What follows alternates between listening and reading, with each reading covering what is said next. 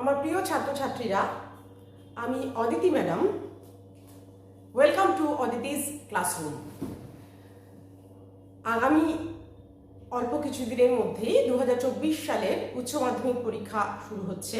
আমি ওয়েস্ট বেঙ্গল বোর্ডের কথা বলছি, বাংলা উচ্চ মাধ্যমিক বোর্ডের কথা বলছি। West Bengal Council of Higher Secondary Education 2024 উচ্চ মাধ্যমিক ইতিহাস পরীক্ষার জন্য তোমরা সাজেশন চেয়েছো আমার কাছে। এবার দেখো, 1 মার্কের যে প্রশ্নগুলো হয়, অর্থাৎ এমসিকিউ এবং এসএকিউ 24+16 মোট 40 মার্কসের। তো এই মার্কসটার জন্য এই এমসিকিউ এসএকিউর সাজেশন প্র্যাকটিক্যালি হওয়ার কথা নয়, কেননা অত বড় সিলেবাস থেকে যেখান থেকে খুশি প্রশ্ন আসতে পারে। তবু আমি চেষ্টা করব তোমাদের জন্য তৈরি করার। মূল যেটা দরকার সেটা হচ্ছে 8 মার্কসের যে 5টা প্রশ্ন তোমাদের আনসার করতে হবে, 5 8 40 40 মার্কস। সেইখানে তোমরা যদি সঠিকভাবে রেডি হও তাহলে 40তে 38 পর্যন্ত পাওয়া তোমাদের পক্ষে কিন্তু সম্ভব। আমি সেইটাই তোমাদের জন্য নিয়ে এসেছি আজকে 8 মার্কসের কোয়েশ্চেনের সাজেশন হিস্ট্রি 2024 এইচএস এক্সামের জন্য। শুরু করছি প্রথম অধ্যায় থেকে, ফার্স্ট চ্যাপ্টার থেকে। তোমরা যে কটা প্রশ্ন রেডি করবে আমি বলে দিচ্ছি। সেটা হলো 1 নম্বর, জাদুঘর বলতে কি বোঝো? অতীত পুনর্গঠনে জাদুঘরের ভূমিকা আলোচনা করো। এটা 1 নম্বর প্রশ্ন।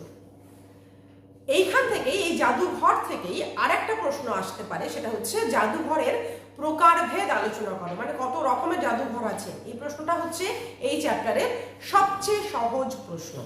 তাহলে জাদুঘর থেকে এই দুটো প্রশ্ন তোমরা তৈরি করবে। আর আরেকটা প্রশ্ন তোমরা এই ফার্স্ট চ্যাপ্টার থেকে রেডি করবে, সেটা হচ্ছে ইতিহাস রচনায় অথবা ইতিহাস পুনর্গঠনে, অর্থ কিন্তু একই দাঁড়ালো, ইতিহাস রচনায় অথবা ইতিহাস পুনর্গঠনে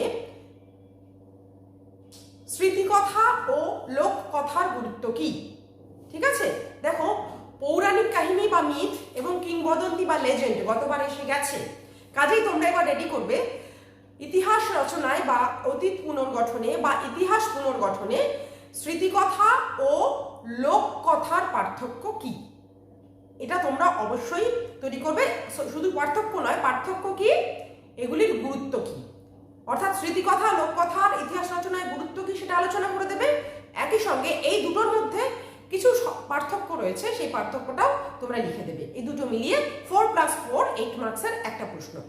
ঠিক আছে, এইটা হলো ফার্স্ট চ্যাপ্টার। এবার সেকেন্ড চ্যাপ্টার থেকে যেটা রেডি করবে বলছি, সবচেয়ে গুরুত্বপূর্ণ যেটা প্রশ্ন সেকেন্ড চ্যাপ্টার থেকে, সেটা হলো সাম্রাজ্যবাদ ও ঔপনিবেশিকতাবাদ সম্পর্কে হবসন লেনিন তত্ত্বটি আলোচনা করো। হবসন লেনিন তত্ত্ব সাম্রাজ্যবাদ ও ঔপনিবেশিকতাবাদ সম্পর্কে, এটা অসম্ভব ইম্পর্টেন্ট কিন্তু এই বছরের জন্য। আরো একটা মাত্র প্রশ্ন তোমরা 2 নম্বর থেকে রেডি করবে, 2 নম্বর চ্যাপ্টার থেকে। ঔপনিবেশিক সমাজে জাতিগত প্রশ্ন ও তার প্রভাব আলোচনা করো। ঔপনিবেশিক সমাজে জাতিগত প্রশ্ন ও তার প্রভাব আলোচনা করো। এই দুটি প্রশ্ন সেকেন্ড চ্যাপ্টার থেকে রেডি করলেই আমার ধারণা তোমরা কমন পেয়ে যাবে এখান থেকে, যদি একটা প্রশ্ন আসে। আচ্ছা, এবার 3 নম্বর চ্যাপ্টার থেকে বলছি, চিরস্থায়ী বন্দোবস্তের মূল শর্তগুলি কি ছিল? ভারতীয় সমাজে এবং অর্থনীতিতে এর প্রভাব আলোচনা করো। এটা 3 নম্বর চ্যাপ্টার থেকে ভীষণ ইম্পর্টেন্ট কিন্তু প্রশ্নটা। চিরস্থায়ী বন্দোবস্তের মূল শর্তগুলি কি ছিল? ভারতীয় সমাজ ও অর্থনীতিতে এর প্রভাব আলোচনা করো। 2 নম্বর, অবশিল্পায়নের কারণ ও ফলাফল আলোচনা করো। মানে অবশিল্পায়নটা মোটামুটি ওভারঅল একটা করে রাখবে, সেইটা এখানে আনসার করতে হবে। অবশিল্পায়ন 3 নম্বর চ্যাপ্টার থেকে। এর পরের যে প্রশ্ন সেটা হচ্ছে ভারতের রেলপথের সম্প্রসারণ ও তার প্রভাব আলোচনা করো। মানে রেলপথের শুরু থেকে কিছুটা লিখবে এবং প্রভাব, অর্থাৎ ভারতীয় সমাজ অর্থনীতি সমস্ত কিছুর উপরে রেলপথের সুপ্রভাব কুপ্রভাব দুটোই কিছুটা করে আলোচনা করে দিতে কিন্তু হবে এখানে এই প্রশ্নের উত্তরে। এরপরের প্রশ্ন, ক্যান্টন বাণিজ্য প্রথার মূল বৈশিষ্ট্যগুলি আলোচনা করো। এই বাণিজ্য প্রথার অবসান কিভাবে হলো? ক্যান্টন বাণিজ্য প্রথা কিন্তু এবছরের জন্য 3 নম্বর চ্যাপ্টার থেকে অত্যন্ত গুরুত্বপূর্ণ। ক্যান্টন বাণিজ্য প্রথার মূল বৈশিষ্ট্যগুলি আলোচনা করো। এই বাণিজ্য প্রথার অবসান কিভাবে হলো?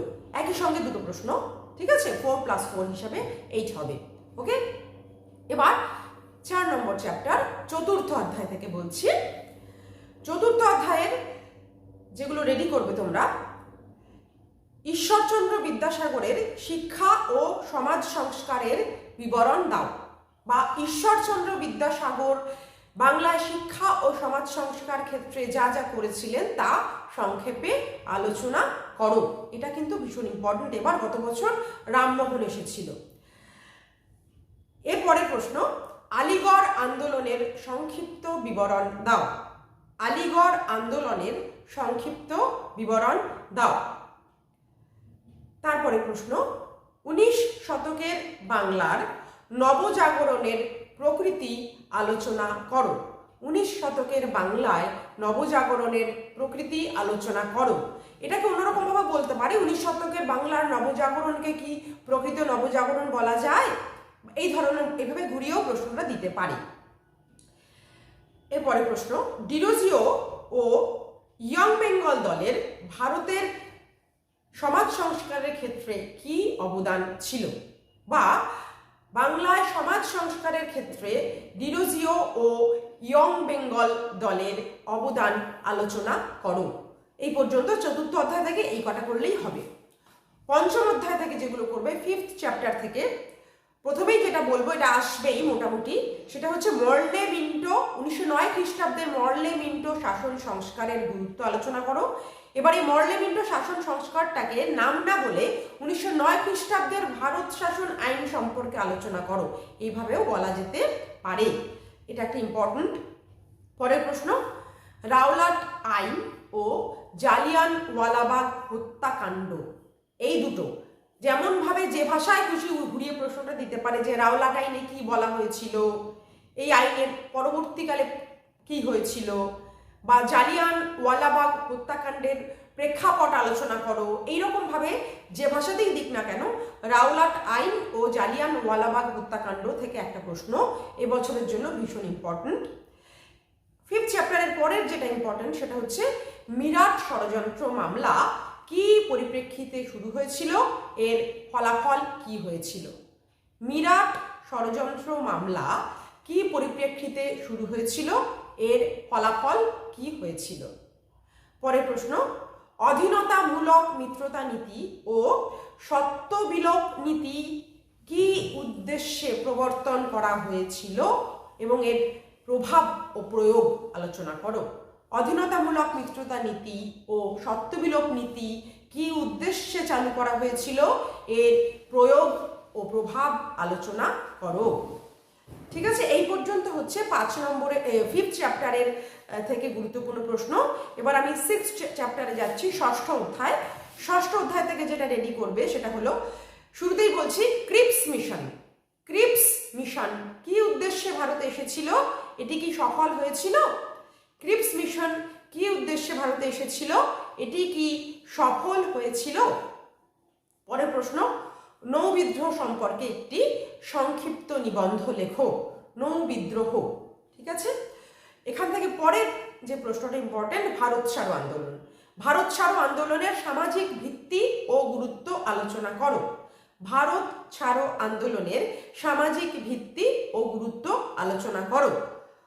প্রশ্নটি এমনভাবে দিতে পারে, ভারত ছাড়ো আন্দোলনের উপরে একটি সংক্ষিপ্ত নিবন্ধ রচনা করো।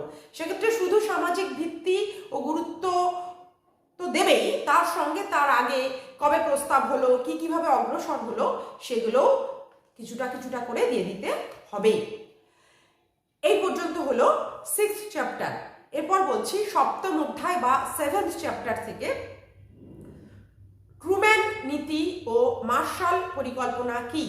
ট্রুম্যান নীতি ও মার্শাল পরিকল্পনা কি? পরের প্রশ্ন, কোরিয়া যুদ্ধের কারণ ও ফলাফল আলোচনা করো। কোরিয়া যুদ্ধের কারণ ও ফলাফল আলোচনা করো। কোরিয়া যুদ্ধ কিন্তু এই বছরের জন্য অবশ্যই পড়বে বলে মনে রাখার মতন একটা প্রশ্ন, এতটাই গুরুত্বপূর্ণ। কেমন? পরের প্রশ্ন, কিউবা ক্ষেপণাস্ত্র সংকট আলোচনা করো, বা কিউবা ক্ষেপণাস্ত্র সংকট কেন হয়েছিল, এর পরিণাম কি হয়েছিল, এইভাবেও ঘুরিয়ে দিতে পারে প্রশ্নটা। কেমন? পরের প্রশ্ন, জোট নিরপেক্ষ আন্দোলনের মূল্যায়ন করো। জোট নিরপেক্ষ আন্দোলনের মূল্যায়ন করো। এক্ষেত্রে কিন্তু জোট নিরপেক্ষ আন্দোলনটা শুরু থেকে মূল ঘটনাবলী কয়েকটা বলতে হবে এবং শেষ পর্যন্ত এর গুরুত্ব বলে মূল্যায়ন হয়ে যাবে তাহলে। কেমন? এই গেল 7th চ্যাপ্টার বা সপ্তম অধ্যায়। এবার অষ্টম অধ্যায় বা লাস্ট চ্যাপ্টার, 8th চ্যাপ্টার, এটা থেকে আমি মাত্র দুটো প্রশ্ন তোমাদের বলছি। এই দুটো প্রশ্ন রেডি করলেই আমার মনে হয় 8th চ্যাপ্টার থেকে প্রশ্ন যা আসবে তোমরা পেয়ে যাবে। 1 নম্বর, অবউপনিবেশিকরণ বলতে কি বোঝায়, এর সামাজিক, অর্থনৈতিক ও রাজনৈতিক তাৎপর্য আলোচনা করো। অবঔপনিবেশিকরণ বা ডিকলোনাইজেশন, অবঔপনিবেশিকরণ বলতে কি বোঝায়, এর সামাজিক, অর্থনৈতিক, রাজনৈতিক তাৎপর্য আলোচনা করো। পরের প্রশ্ন, কি উদ্দেশ্যে সার্ক গঠিত হয়েছিল, এর সাফল্য ও ব্যর্থতা আলোচনা করো। কি উদ্দেশ্যে সার্ক গঠিত হয়েছিল, এর সাফল্য ও ব্যর্থতা আলোচনা করো। 4+4 এরকম ভাবে প্রশ্নটা আসবে। তো এই আমি চ্যাপ্টার ওয়াইজ করে তোমাদের সমস্ত বইয়ের, সমস্ত সিলেবাসের কোন কোনগুলো পড়লে তোমরা 8 মার্কসের 5টা প্রশ্ন অবশ্যই কমন পাবে সেটা আমি তোমাদের বলে দিলাম। এগুলো সমস্ত তোমরা পড়বে, রেডি করবে। প্রত্যেকটা যে প্রশ্ন বললাম প্রত্যেকটার উপরেই আমার চ্যানেলে ক্লাস 12 প্লে লিস্টে সমস্ত আলাদা আলাদা ভিডিও দেওয়া আছে। যদি তোমরা দেখো কোনো প্রশ্নের ভিডিও তোমরা ওখানে পাচ্ছ না বা নেই, তাহলে তোমরা অবশ্যই অতি সত্বর আমাকে কমেন্টে লিখবে। আমি যত তাড়াতাড়ি সম্ভব একটা ডিটেইলড ভিডিও বুঝিয়ে তোমাদের সেই সব টপিকগুলোর উপরে পোস্ট করব। অবশ্যই তোমরা কিন্তু এটা করবে। আশা করি যা আমি তোমাদের বললাম তাতে তোমরা অবশ্যই 5টা প্রশ্ন কেন তার চেয়ে বেশি কমন পেয়ে যাবে। তাহলে আজ এই পর্যন্তই। পরের ক্লাসে অন্য কোনো বিষয় নিয়ে এসে তোমাদের সঙ্গে দেখা হবে।